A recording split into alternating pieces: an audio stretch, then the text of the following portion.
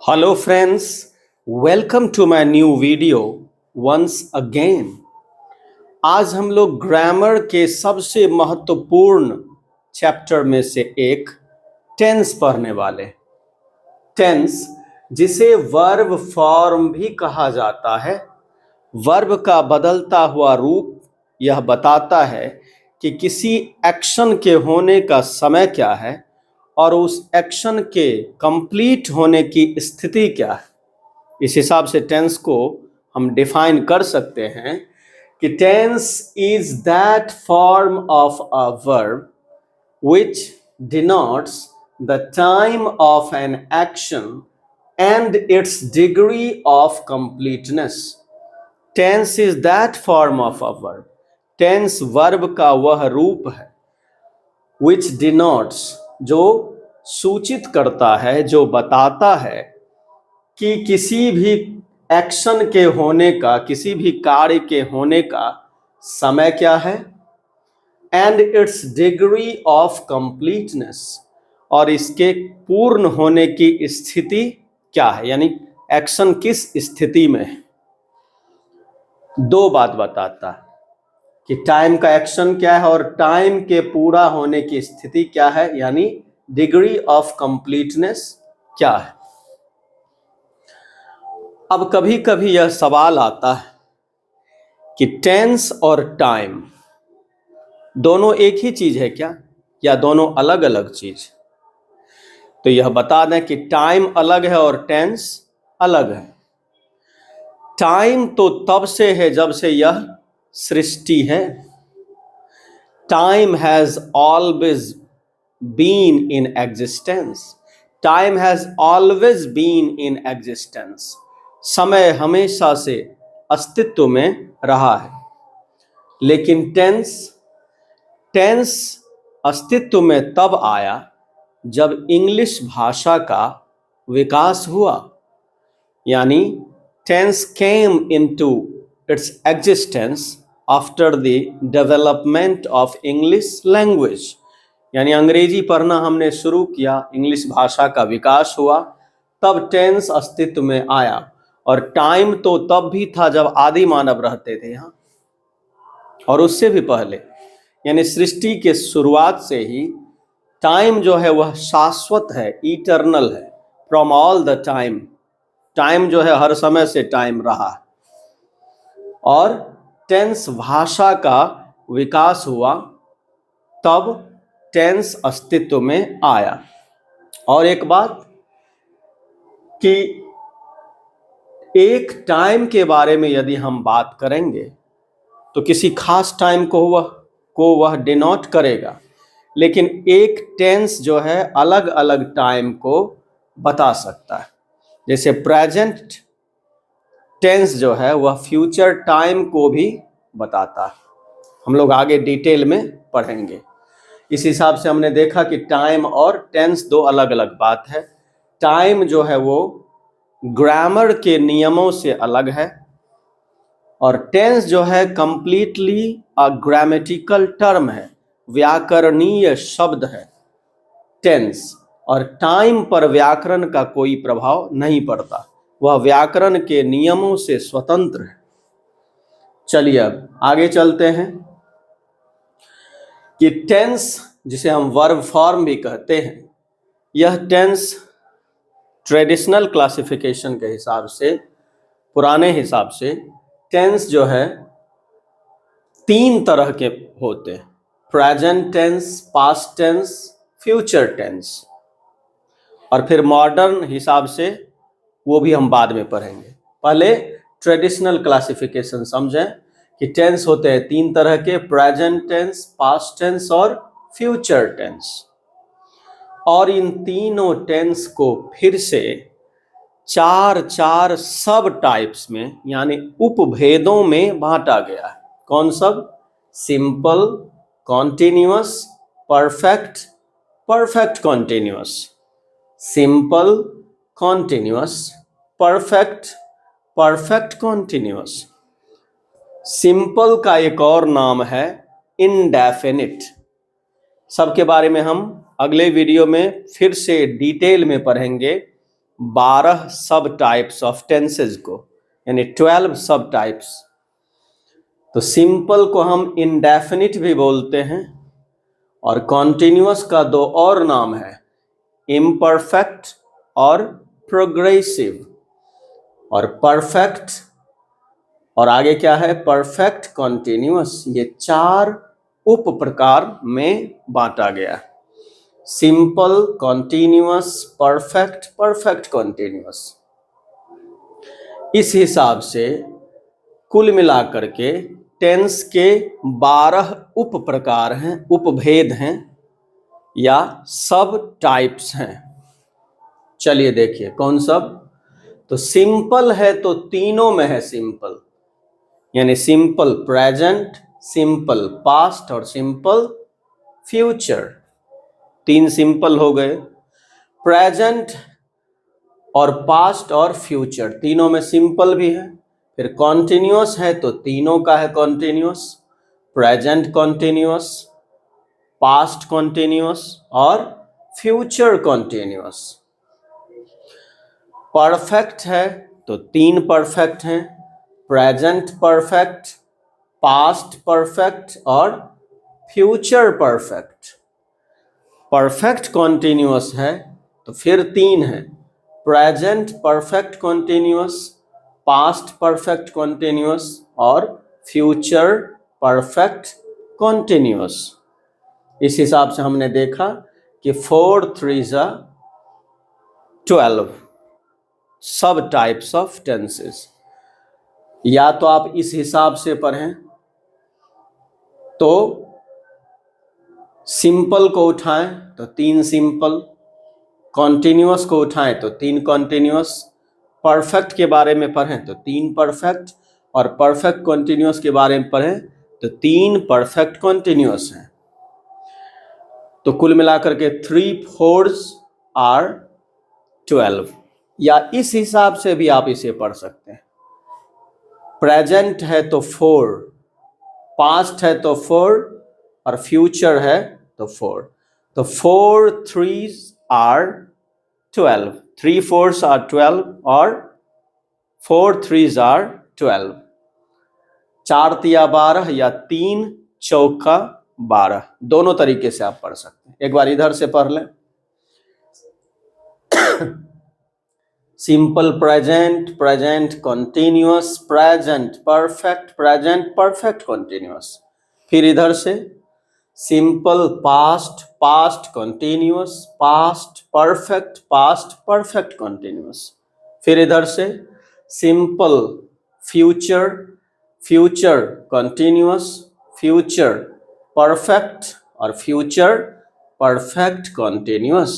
ऐसे पढ़ेंगे तो 4 3s आर 12 और इधर से पढ़ेंगे तो 3 4s आर 12। ठीक, इस हिसाब से हमने पढ़ा। अब एक बात ये समझ लें कि सिंपल का मतलब हुआ सबसे सामान्य रूप, और जो डिनोट करता है कि कोई भी काम सिंपली या जनरली होते रहता है। यदि काम प्रेजेंट में साधारण तरीके से होता है, सिंपली चलते रहता है, तो सिंपल प्रेजेंट, और पास्ट में सिंपली चलते रहता है, जनरली चलते रहता है, सामान्य तरीके से काम चलते रहता है, सिंपल पास्ट, और फ्यूचर में साधारण तरीके से चलते रहता है काम, सामान्य रूप से काम चलते रहता है, तो सिंपल फ्यूचर। यानी an action is simply done in present time, तो simple present। when an action was simply done in past time, तो simple past। और when an action will be simply done in future time, तो क्या होगा, simple future। ऐसे देखा हमने। अब है continuous। कॉन्टिन्यूअस का मतलब क्या है कि नाम से ही पता चल रहा है कि काम कंटिन्यू है, काम रुका नहीं है, काम चल रहा। The work is in progress, an action is in progress. यानी काम जब जारी है तो कॉन्टिन्यूअस कंटिन्यूअस, कंटिन्यू से बना कंटिन्यूअस।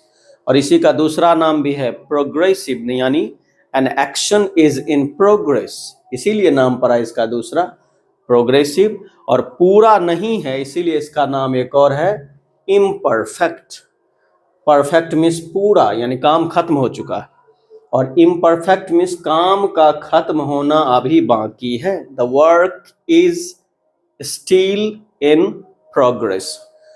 तो प्रेजेंट में काम जारी है तो प्रेजेंट कंटिन्यूअस, पास्ट में काम जारी था तो पास्ट कंटिन्यूअस, और फ्यूचर में काम जारी रहेगा तो future continuous.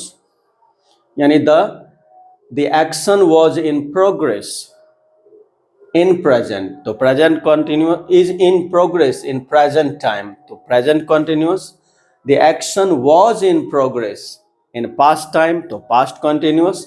And an action will be in progress in future time, तो फ्यूचर कंटिन्यूअस। अब आगे है परफेक्ट।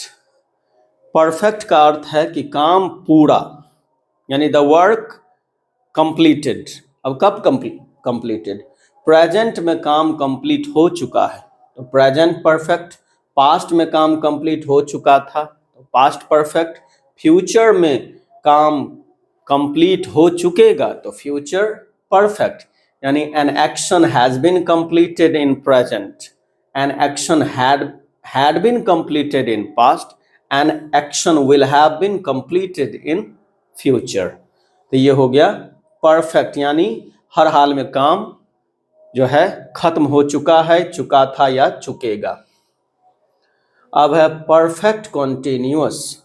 इसमें कुछ काम खत्म भी हो गया और कुछ काम का खत्म होना बाकी है, यानी दोनों का कंबाइंड फॉर्म है, कॉन्टिन्यूअस का और परफेक्ट का। यानी कुछ काम परफेक्ट भी है, पूरा भी हो चुका है, और कुछ काम अधूरा भी है।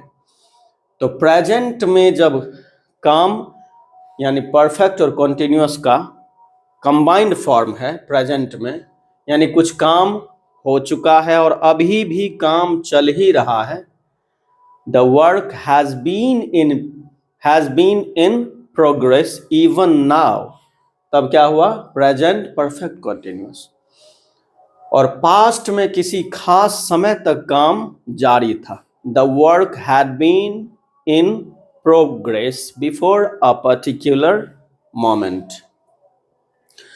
और फ्यूचर में काम किसी खास समय तक जारी रहेगा तो क्या हुआ? फ्यूचर परफेक्ट कंटिन्यूअस, यानी कुछ काम हो चुकेगा और कुछ काम आगे भी जारी रहेगा तो फ्यूचर परफेक्ट कंटिन्यूअस।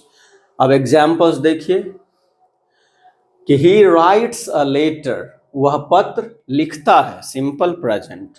वह पत्र लिखता था, he wrote a letter, simple past.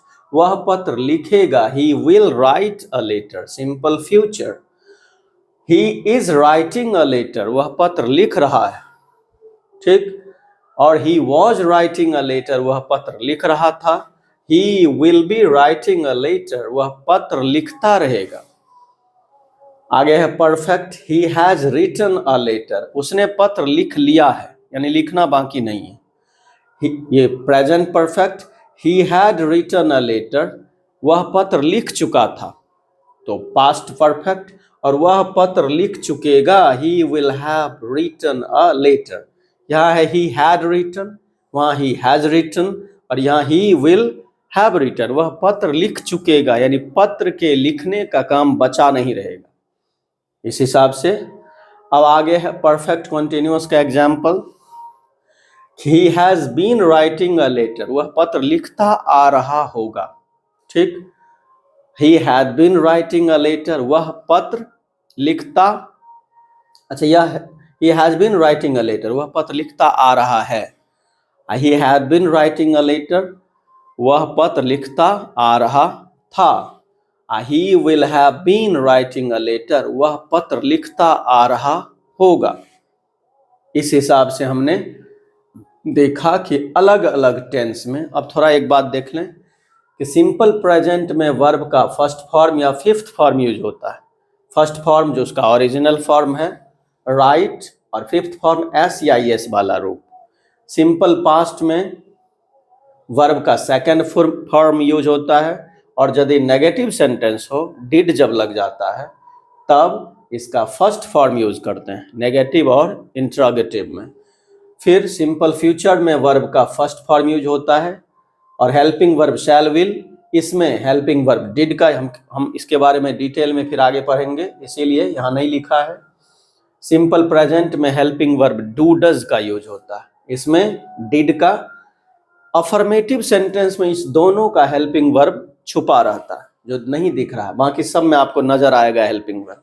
जैसे यहाँ देखिए, सिंपल फ्यूचर में हेल्पिंग वर्ब शैल विल, और मेन वर्ब का फर्स्ट फॉर्म, और कॉन्टिन्यूअस में जब जाते हैं तो तीनों कॉन्टिन्यूअस में वर्ब का चौथा रूप लगता है आईएनजी वाला फॉर्म, और helping verb is are am इसमें प्रेजेंट कॉन्टिन्यूअस में, वाज वेयर हुआ पास्ट कॉन्टिन्यूअस में, और shall be will be future continuous में। फिर प्रेजेंट परफेक्ट में हैज हैव, पास्ट परफेक्ट में हैड, और फ्यूचर परफेक्ट में शैल हैव विल हैव लगता है हेल्पिंग वर्ब, और मेन वर्ब लगता है वर्ब का तीसरा रूप तीनों परफेक्ट में, रिटन रिटन रिटन। फिर परफेक्ट कॉन्टिन्यूअस में helping verb has been have been, ठीक, प्रेजेंट परफेक्ट कॉन्टिन्यूअस में, और पास्ट परफेक्ट कॉन्टिन्यूअस में हेल्पिंग वर्ब हैड बीन, और फ्यूचर परफेक्ट कॉन्टिन्यूअस में helping verb shall have been या विल हैव बीन का यूज होता है, और मेन वर्ब जो है वर्ब का चौथा रूप यानी आईएनजी वाला रूप यूज होता है। 12 टेंस के उपभेदों में, 12 सब टाइप्स ऑफ टेंस में 6 जगह पर हम वर्ब का चौथा रूप यानी V4 यूज करते हैं, तीनों कॉन्टिन्यूअस में और तीनों परफेक्ट कॉन्टिन्यूअस में। 3 जगह पर वर्ब का तीसरा रूप यूज होता है परफेक्ट में तीनों, तो 6 3 9, और सिंपल में थोड़ा याद करना पड़ेगा कि सिंपल प्रेजेंट में V1 V5, सिंपल पास्ट में V2 और V1 लगता है नेगेटिव में, और इसमें सिंपल फ्यूचर में V1 लगता है, और हेल्पिंग वर्ब तो पढ़ ही लिया। हेल्पिंग वर्ब्स के लिए हमने इससे पहले भी वीडियो एक बनाया है जिसमें 24 हेल्पिंग वर्ब्स बताया है, is are am was were, do does did, has have had, can could shall should will would may might, used to ought to need dare must. तो 24 हेल्पिंग वर्ब्स में कौन कौन हेल्पिंग वर्ब्स लगे और main verb का कौन सा form लगा, V1 V2 V3 V4 V5, ये यदि याद है आपको तो टेंस समझने में थोड़ी आसानी होती है। इस हिसाब से हमने देखा। अब आगे के वीडियो में हम अलग अलग टाइप टेंस के डिटेल में पढ़ेंगे और उसके यूज इन द सेंटेंसेस। देखते रहिए, सीखते रहिए। फेसबुक पेज पर हैं तो फॉलो करें, यूट्यूब पर हैं तो चैनल को सब्सक्राइब करें, वीडियो को लाइक करें, शेयर करें और बेल आइकन को जरूर दबाएं ताकि सारे नोटिफिकेशंस आप तक पहुंचते रहे। Thanks for watching.